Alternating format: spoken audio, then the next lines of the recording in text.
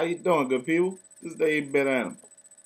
Alright, so y'all know my love for the beat 'em up genre. Stuff like Streets of Rage, Final Fight, games like that, absolutely love them. They're simple to pick up and play. They could be contrived as mindless entertainment, but they're fun games. My favorite series in this genre is probably a lot of other people's favorite series in this genre as well. It's no secret that that the Double Dragon series is a pretty good one.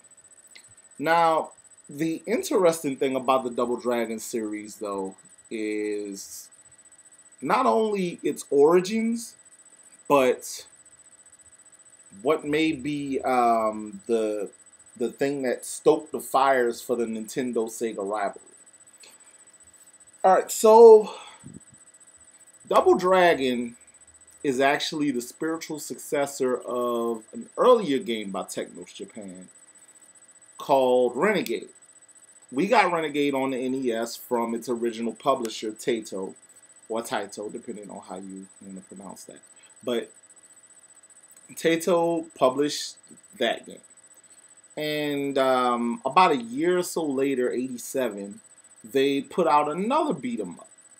And Taito published this one in the US, the arcade version at least.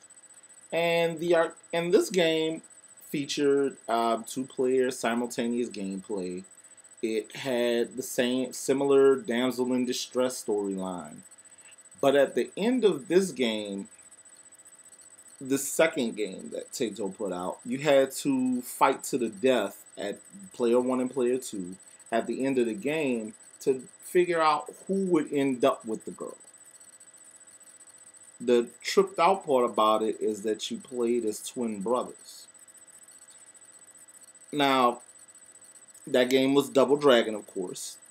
It was developed by the good folks at Technos Japan. And when home versions started to trickle out, a lot of different publishers ended up with rights to the home versions. Activision got the rights. They produced versions for the Atari 2600. In 1988, Double Dragon came out for the Atari 2600 and for the Atari 7800. Sega actually published their own version for the Master System, and Tradewest published the NES version. Now, this version of Double Dragon, the NES version, and the Sega Master System version are the two widely regarded as the two best versions to come out of that original batch of home versions of Double Dragon. And they're actually pretty different from each other. There are a few notable differences. For one, the Master System version,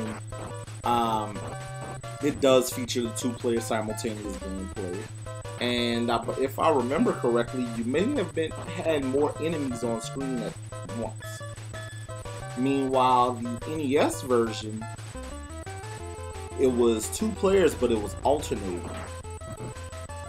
And you only got two enemies on screen at once, and those two enemies were identical. You always fought twins. Now,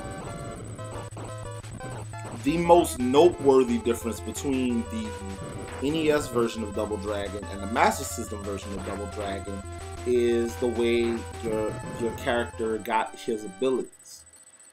In the Master System version, everything was there from the beginning. You could do your jump kick, headbutt, throw elbows, the mounted punches, the shoulder throw, all of that was there from the start.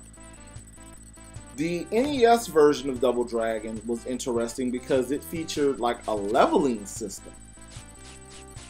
You got hearts, and for each heart you earn new moves. When you got your second heart, you could do roundhouse kicks and uppercuts to finish three punch or three kick combos. The third heart will get you the jump kick. Fourth heart, a shoulder throw or grappling knees and elbows, and on and on and on. Well, and the NES version also had a versus mode, which was cool. It was pretty much the second fighting game on the NES, the first being Urban Champion.